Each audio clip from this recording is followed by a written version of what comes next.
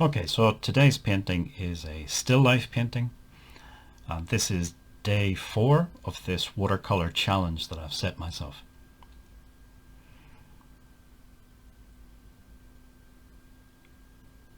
So you can see I've already done a quick pencil sketch, but other than that I don't have an exact plan of what I'm going to do. But anyway, what I'm doing now, this is sort of a special time in the painting because it's the first color that's being put down onto the paper. So like I say, it's coming out of my imagination, so there's no plan, there's nothing to work from, and it's difficult to say what the final painting's going to look like exactly.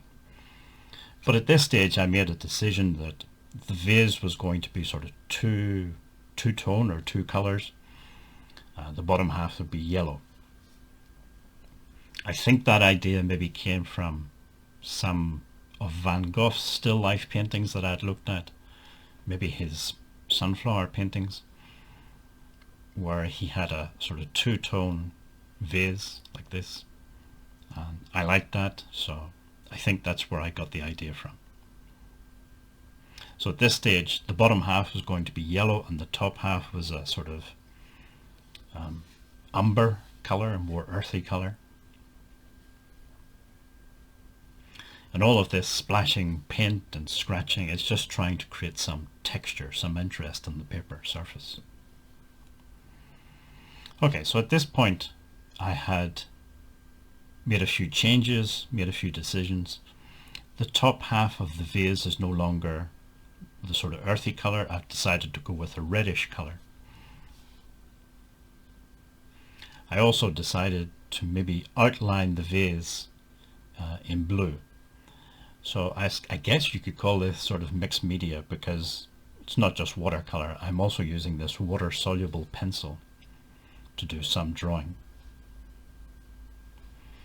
This sort of outlining the shapes, there was a lot of artists did this, especially during the sort of late 19th, early 20th century. If you look at paintings by, say, Van Gogh or Gauguin or Matisse, not all of their paintings, but a lot of them, they outline the shapes in a darker color.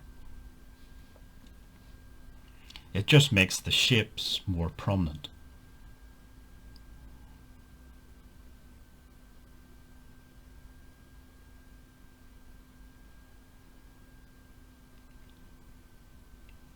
Okay, so at this point I started getting some sort of greyish paint and doing these sort of swirls or outlines of the main shape of the vase and the flowers. And I think it wasn't really a conscious decision to start doing this. I think it maybe comes from, again, looking at Van Gogh's paintings, and a lot of his still lifes and his portraits, he has this, in the background, lots of swirly lines and shapes.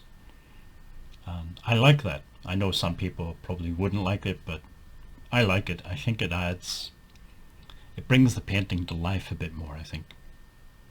So I think this is why I started messing around with those lines.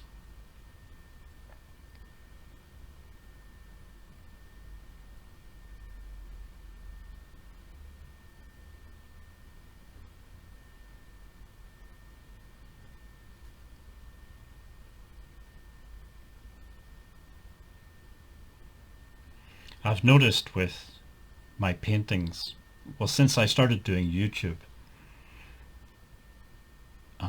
doing YouTube means obviously editing videos and recording yourself drawing and painting. And it's a little bit of a strange experience, because normally when you're drawing or painting, you're involved in that process. You're not watching yourself. It's not like a out-of-body experience watching yourself doing it. But when you're editing the video, it's quite strange. So I've noticed that my paintings and drawings seem to fall into one of two groups. So group one is very sort of linear. I start the painting, I go through the process, and then it finishes. And it's usually quite a quick process. But then there's a second group of paintings that are more, well, this one for example, that take a lot longer to finish. It's not a linear process, it's much more convoluted process and takes quite a long time. So that's one of the reasons why this video is so heavily edited. If I was to put up the raw video, it would be over 1 hour long, which is just, I think it's far too long for YouTube. I doubt many people would watch the full hour. Most people don't even watch 10 minutes on YouTube videos.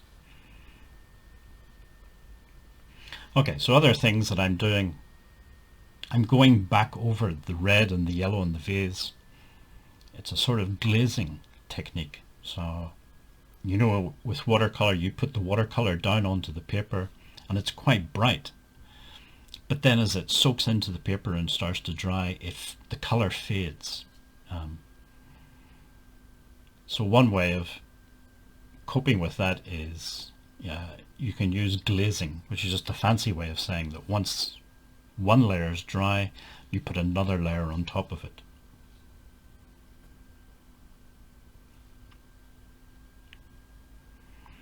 Okay, so I wasn't happy with the bottom part of the painting. So you saw there I put this streak of yellow across, and that was the start of a process that I think made the bottom half of the painting better from my point of view. And by this stage the painting's starting to come together and it's getting closer to being finished.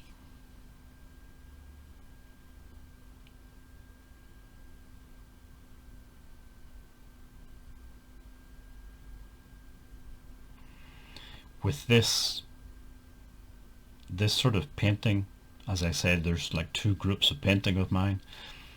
The more convoluted cases, I think I decide to finish when I'm sort of happy with the result, because it's coming from imagination. If you were painting an actual object, you would sort of reach a conclusion or a point where you're finished because you've completed what's in front of you. But from imagination, you don't really get that. Okay, so this is the final painting, a scan of the final painting.